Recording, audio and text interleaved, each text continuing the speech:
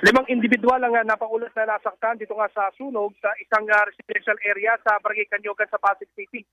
Ayon sa Pasig City Fire Station, kabilang sa mga nasaktan na isang 54 na taong gulang na lalaki residente na hinihinalang nabalian ng buto.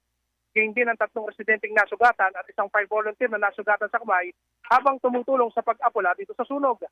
Batay sa inisyal na investigasyon, nagsimula ang sunog dito sa isang bahay kaninang bandang alas 11:56 ng umaga sa bahagi ng Santo Niño Street. Umabot lamang sa unang alarma ang sunog. Ayon kay Pasig City Fire Marshal Fire Superintendent Reynaldo Eno, kontrolado ng sunog as of 1:35 p.m. Samantala, umabot naman sa 51 fire truck ang responde dito sa sunog, kung saan 4 na ambulansya naman ang dumating din dito sa lugar. Tinatay nga abot sa 15 mga bahay ang nasunog dito nga sa insidente, kung saan 30 pamilya ang naapektuhan. Sa ngayon ay patuloy pa rin ang investigasyon ng otoridad upang matukoy kung ano ang pinagmulan nitong apoy na tumupok dito sa residential area sa Pasig City.